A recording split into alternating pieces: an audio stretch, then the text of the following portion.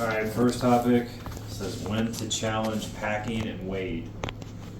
These are for COD interstate shipments, like U or M orders.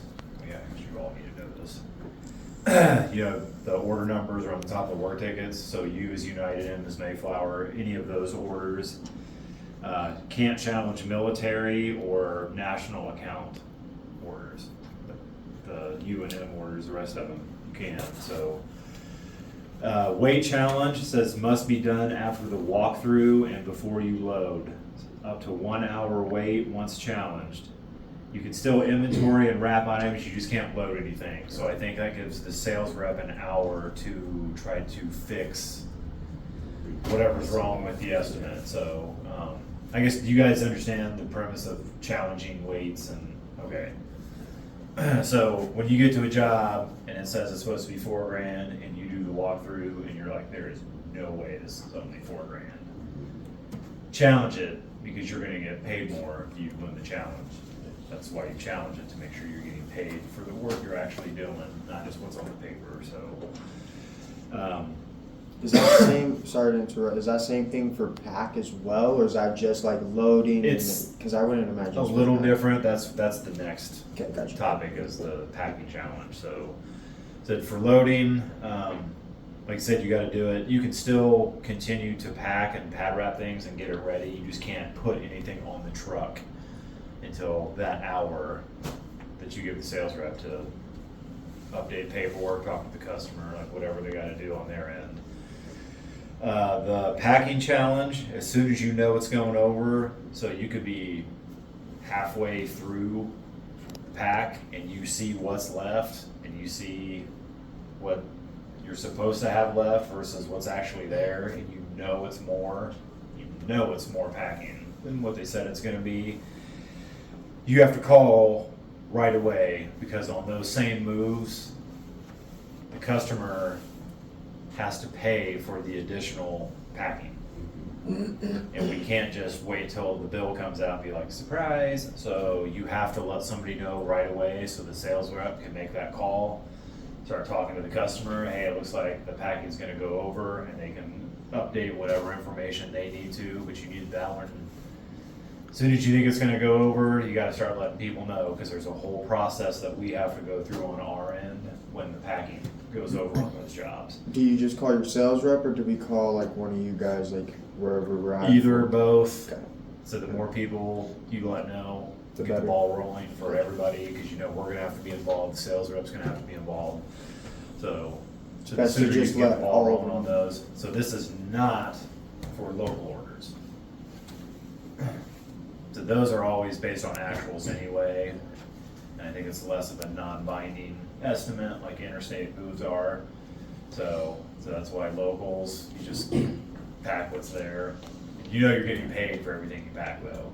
So, but on the interstate ones, if they only agreed to pay for 50 boxes to be packed and we do 80, and we don't challenge it halfway and get everything updated so they pay for that extra, you guys are getting screwed. Everybody gets screwed. We get screwed out of the money. You guys get screwed for doing stuff that you get paid for. So it's pretty basic. If you ever have any questions, like, hey, I think this might be over on the packing, what do I do? Hey, I'm pretty sure I just did the walkthrough and I think this is gonna go over, like, call in and talk to us and we'll talk to you. I mean, we want you guys to get paid for what you're doing. That means we get paid more, the company gets paid more, you guys get paid more, everybody's happy. So always just stay in contact with us. Better to ask stupid questions than win stupid prizes. On the challenge, I've missed the pay attention to the cube sheet. This is very important on some moves. Customers on move day are just like, well, take it all. Yeah. But they told the sales rep, you're only gonna take these things. Yeah. Those things are on the cube sheet, paperwork that you get for basically every job that you do. The customer starts telling you to take stuff, man, sir, just wanna let you know, this is the bedroom, these are the items going, this is what's not going. You're asking us to take items that aren't going, so it's gonna result in more weight, longer hours, like it is gonna affect your bill. I mean, Last attention to time- what's on your cube sheet because they love to sneak Yep. stuff in and they think, well, I'm going to get away with it. Last, That's the case. last time, David told me if this, cause I took some extra stuff and he's like, you weren't supposed to, and I was like, well, it's not that much stuff, and he was like, well, this is what you were supposed to take on the cue sheet, next time call me or call one of you guys, Yep. and then you guys are supposed to take care of it from there, Yep. but, yeah, There's Yeah. even a section on the cube sheet that says items not going. not going, yeah. It's not all gonna be on there, but Most of it will be, that's not supposed to be. big stuff you'll Big see stuff, for sure. That'll be your first red flag. You know. So please pay attention to the cube sheets. It's a big reason why they do them. Not just to generate the estimated weight in cubic feet, but to have a list of what the customer said we're taking and what we're not. So I think, I don't know if you were on the move where you guys, they were shutting the doors, thought the move was done, and they were like, oh, hey, we want to take these 2 rocks. Yeah, I heard about those boulders. There actually was 1 rock on the cube sheet. Feel free to tell the customer, this says we're taking 1 rock. Man, that's a dick move anyway, to pull that at the end of the truck. That wasn't a rock, that was a boulder. You know, I was about to say, I heard it was and a then to talk boulder. shit- Yeah. and talk shit to the people that are moving it, like, oh, you guys having problems with that?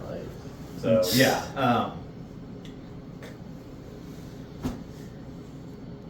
just make sure you pay attention. It'll save you, and you've got it in writing too. Like, they can't argue. It's, you agreed to this.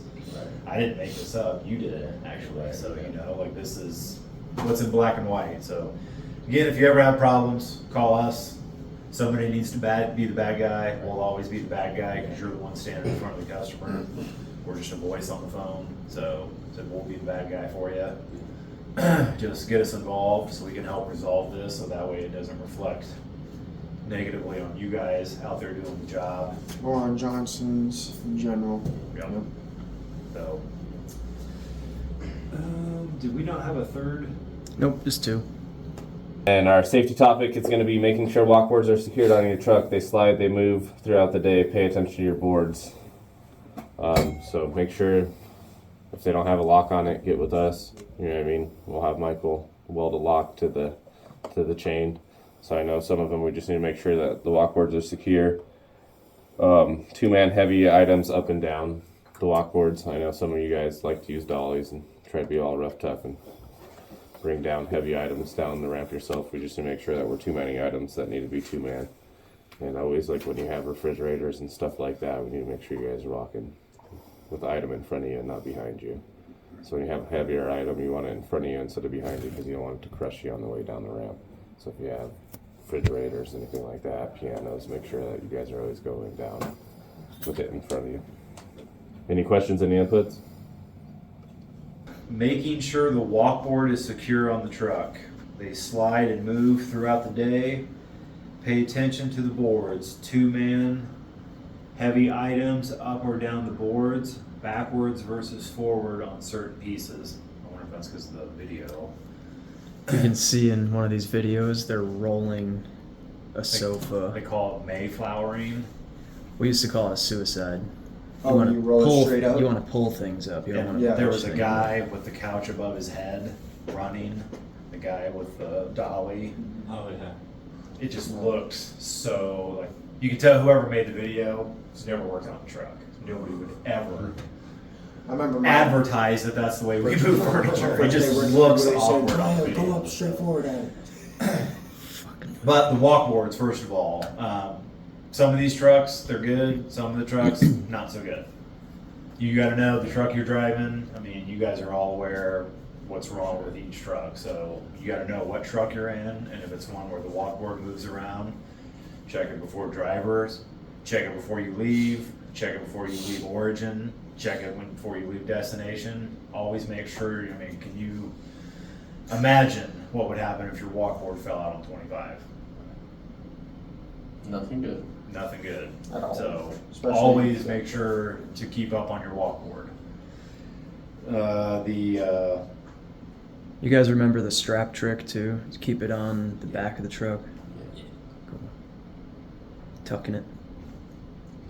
Yeah, everybody here, I mean, there's no rookies in here. Everybody knows how to 2-man heavy pieces. So I know if anybody tried to do it the wrong way, the person on the other end would talk mad shit to that person. And get it corrected, so, but I know you guys wouldn't let that go on out there. But, and I know you guys all do this, I'm sure, for the new guys, if you see them doing something, that you're like, hey, don't do it that way, do it this way. Say, you fucking idiot. I mean, they are new people, feel free to haze the shit out of them. It's like physics, bro. There's lucky Brandon's not still here. Yeah, no Yeah, shit. yeah, seriously. Oh my god, these rookies are fucking lucky. Oh, whenever I talked to him the other day, he said you should come in and harass some of them. Yeah, well, that was part of his, I wanna hang out in the warehouse when we're there, we can haze them for you. Hopefully at least one of them sticks around. A follow-up.